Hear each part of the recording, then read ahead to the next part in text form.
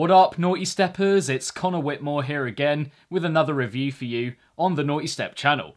And in today's video, I am going to be talking about the new album from Feed Me, released on Mousetrap Records, High Street Creeps. Jon Gooch, aka Feed Me, is back with his sophomore album, and first since October 2013. Someone who has had quite a stellar career in dark electronic music, stretching over more than a decade. Not only as Feed Me, but also as his original alias Spore, a drum and bass project started midway through the noughties. Naughties. Creating several impactful multi-track projects under both monikers in that length of time. Yet it's arguably as Feed Me that he has left his biggest mark in bass music. His tracks spanning a multitude of different genres, yet narrowing down mostly on dubstep and electro house. Inspiring genre-defining tunes in the process, from Strange Behaviour and Whiskers on the dubstep side of things, to Death by Robot and To the Stars when he's opted to switch the tempo up a bit. And those are just a select few. Honestly, he's released so many genuinely fantastic songs. As I just mentioned, his second full-length LP following Calamari Tuesday, released under his own Sotto Voce Records. An album which unfortunately kicked off a succession of projects that I wasn't overly keen on. EPs that didn't wow as much as I thought they would, all with fewer enjoyable tracks than past EPs for me. Yet I was still extremely excited to see what his latest album had in store. Not only because he will always be a very important producer to me, one that's had a serious impact on my musical upbringing over the years, but also because I was interested as to which musical sides we would get from him on this LP. And I think it's fair to say that with High Street Creeps, we see Feed Me venturing almost entirely towards his house style of production. Something you could guess before listening, seeing as it's 10 tracks long with a 50-minute runtime. Cause, you know, we don't get long dubstep tracks anymore unless it's rhythm, and he certainly wasn't going to be doing that. No, instead this album is quite the house journey, dipping into several different variants from start to finish. You've got his classic electro house aesthetic, permeating the LP for the most part, but also moments of progressive house and even bits of tech house and pop house to spice things up a bit. Starting with the darker stuff, unsurprisingly it's something we get a decent amount of on High Street Creeps. Most notable for me in the third track, Sleepless, one of the more attention-grabbing cuts on the album. I love the way the thudding bass takes over the track, the shimmering, bubbly notes in each drop section. A pretty grungy number with a subtle evil to it, as if it's out to get you, creeping below and ready to pounce. I'm also enjoying the development in the final drop here, more of a Feed Me feel with those pinprick, high-pitched notes. Similarly dark is track 5, Barrel Roll, the first drop of which is vintage Feed Me electro, the general vibe and energy of which I really rate. However, I do feel like it could have been quickened ever so slightly, and ran with particular sounds a little more to make the rhythm of it smoother on the ear. I must say though, those watery sounds in the builds are absolutely stunning. Also have to spare some time for the first drop in the surging closer Defiant, featuring Lindsay. Grisly, groovy, and menacing, Feed Me in full flow here. Some off-background touches, but mostly very effective. The words "I am defiant" reverberating throughout the track to give it that extra bite. In the first two tracks, Perfect Blue and Shimmer, we have more darker leaning stuff, but of the more understated variety. The opening to the album, and Perfect Blue, weirdly enough gives me the image of a child being in the womb, breaking out in this euphoric, ethereal way before an extended build, and the track blasting into action soon after. A very understated beat, lovely tempo, earthy, well managed, simple, and progresses really nicely. Never trying to do too much, an interesting way to start the album and completely refreshing. Following suit is Shimmer, which seizes you from the off with these very plump sounds layering sweetly. At heart, it's another grungy track with a continuous, progressive feel, the mousetrap influence very strong. But the final drop re-engages the understated vibe, one that ends up becoming an outro,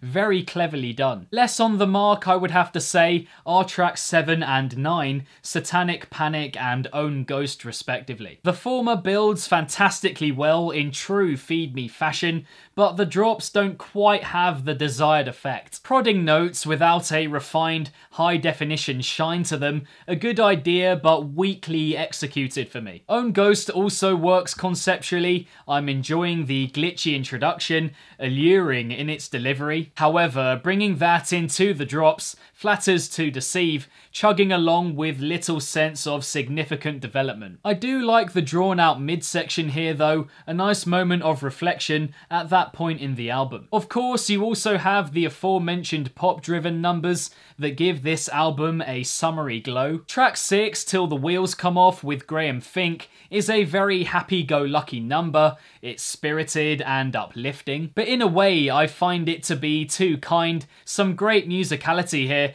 but by the end the gleefulness becomes somewhat overwhelming. More than anything, track 8, Pumpkin Eyes, strikes me as an Empire of the Sun tribute. Spacey, feel-good, airy vocals, but just pleasant and not really selling anything in particular. So on the lighter side of things, these two tracks are ones that I'll have to get used to as Feed Me creations, more so than track 4, Feel Love, which I find to be the most genuine vocal-instrumental combination on the album. I love Rosie Dunan's peaceful, frosty vocal to start, the musical direction of that vocal over time, and the music itself is so delicate and tender, but so warm, a very organic, hopeful composition. Looking into the future, whilst reflecting on the past through the lyrics, a very pure blend of elements. And even though, as I've said, some of the lighter tracks will take some getting used to for me, the fact that they remind me of past classics like Grand Theft Ecstasy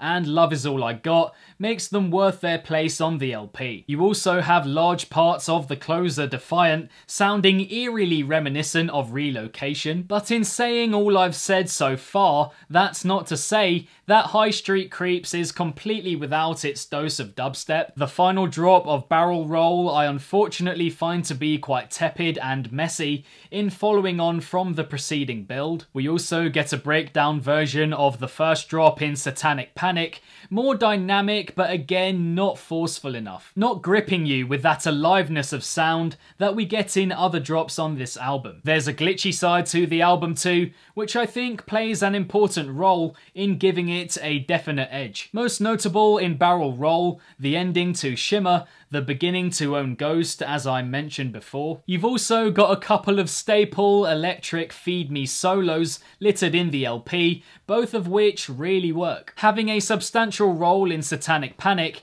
and arriving at the end of Pumpkin Eyes to finish that track on a high. But in spite of that variety and experimentation, is more of it needed on High Street Creeps to give it more of an album feel? For me, it has two clear objectives, a light one and a dark one, across the many variants on the house genre. And whilst he never goes overboard with either objective across the 10 tracks, I do think more variety could have been had on the tempo front. Could there have been more dubstep to liven it up? Could he have run with the glitch thing a little more?